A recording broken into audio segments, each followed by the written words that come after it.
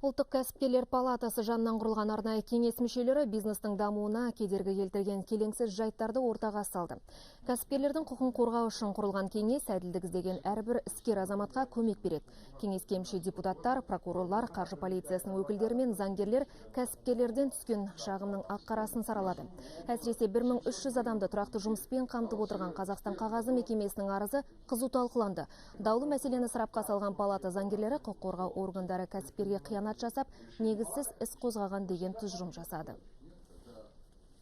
Возбуждено дело непонятное в отношении налогов, а он пишет... Салық төлемеген үшін қылмыстық іс қозғалған. Біріншіден, заң бойынша салық төлемеген үшін қылмыстық іс қозғалмайды. Ал екіншіден, осы істің мән-жайын анықтау үшін прокуратураға арнайы сұрау жібердік.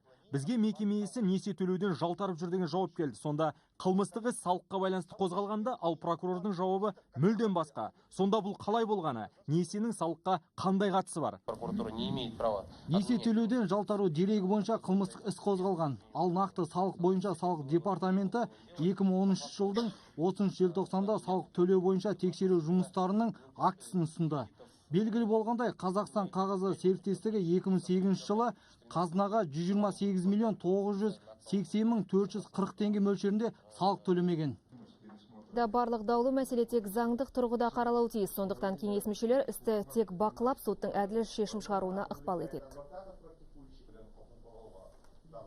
Бұл комиссияның жұмысы, оның шешімінің дұрыс шешім қабылдануы, дұрыс заң негізінде негізделген, және сол шешімнің іске асуы, орындалуы, бұл жаңағы болашақта кәсіпкерлердің жалпы мемлекеттік саясатқа деген сенімнің артуына жағдай туғызатын бір үлкен фактор деп есептейміз.